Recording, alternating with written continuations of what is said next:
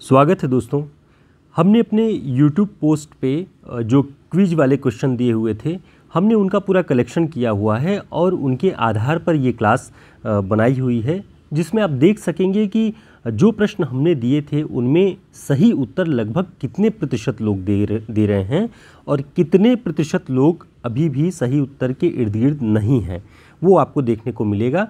तो हम प्रश्न पढ़ते जाएंगे, उनके उत्तर बताते जाएंगे और आप देखते रहिए कि कितना आप सही थे और कितना गलत। पहला प्रश्न है, अनुराग बांसुरी किसकी रचना है?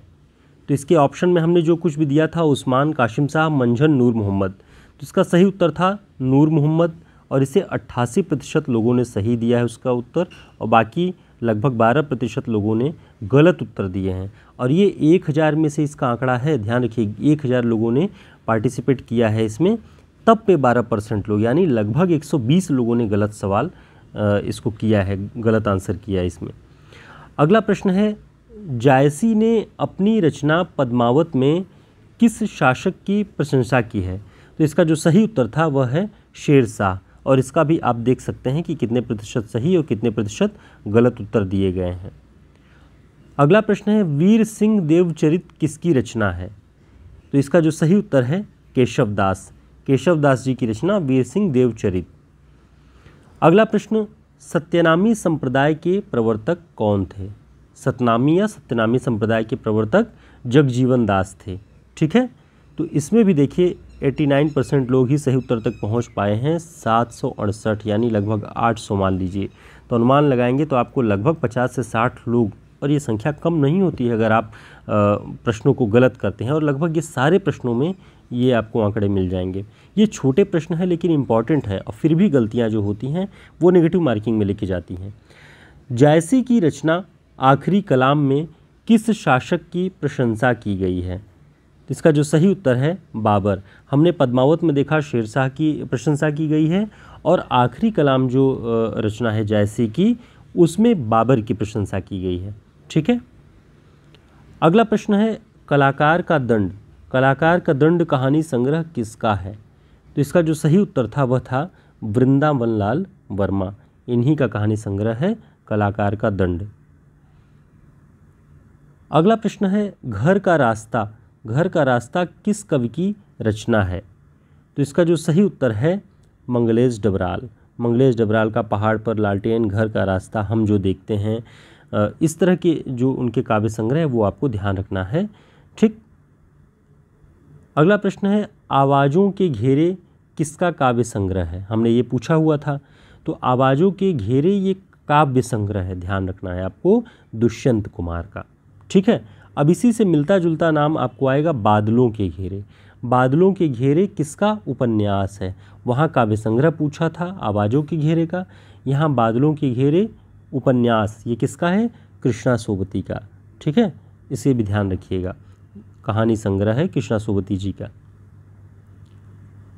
अगला प्रश्न है, अंधेरे बंद कमरे में, अंधेरे बंद कमरे में किस विधा की रचना है?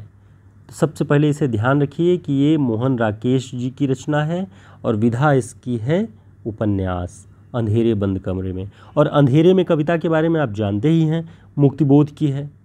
ठीक, तो इस तरह से मिलते जुलते नामों वाली रचनाओं को भी आपको ध्यान रखना है। अगला प्रश्न है, समय सार नाटक किसकी रचना है? समय सार नाटक, ऑप्शन छीहल, चतुर्भुज दास, बनारसी दास जैन, भारतेंदु हरिश्चंद्र। इसका सही उत्तर है बनारसी दास जैन। देखिए बनारसी दास जैन जी का हम सभी जानते हैं अर्धकथानक, जो उनकी आत्मकथा थी और हिंदी की पहली आत्मकथा मानी जाती है। उसके अलावा ज़्यादातर लोगों को उनकी और किसी रचना का ध्यान न होगा, तो ये समय सार नाटक ध्यान रखिए बनारसी दास जैन जी का है। बाकी इनकी आत्मकथा के बारे में हमने बताया है, अर्धकथानक नाम है। ठीक है, अगला प्रश्न है, राधा सुधानिधि के रचनाकार कौन हैं? तो इसके जो रचनाकार हैं वह हैं हित हरिवंश जी। अब देखिए इसमें भी लगभग 80, 84, 85 ऐसे ही रेशियो जा रहा है, जो लोग सही उत्तर दे रहे हैं, अच्छी तैयारी में हैं।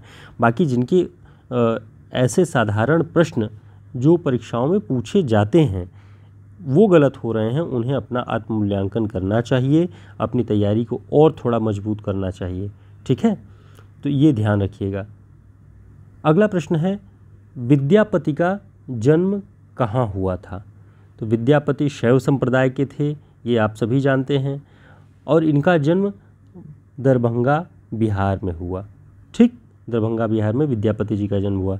तो दोस्तों इस तरह से हमने क्विज वाले जो क्वेश्चंस अब तक लगभग एक सप्ताह 10 दिन के अंदर आपको प्रोवाइड कराए थे, और आप में से बहुत सारे लोग, लगभग 1500-2000 के आसपास लोग इसमें पार्टिसिपेट कर रहे थे। तो उसमें जो आपने उत्तर दिए हैं उसके अनुमान पे एक रेशियो परसेंटेज दिख रहा है कि कितने प्रतिशत लोग सही उत्तर देते हैं और कितने प्रतिशत लोग गलत उत्तर दे रहे हैं। इससे जो अनुमान मिलता है वो हम मूल्यांकन कर पा रहे हैं कि लगभग 85% लोग, लगभग अगर देखें तो 1500 लोग पार्टिसिपेट कर रहे हैं तो 1200 लोग सही उत्तर दे रहे हैं, लगभग 200 से 300 लोग गलत उत्तर दे रहे हैं। तो उन्हें अपना मूल्यांकन करना बहुत ज़रूरी है।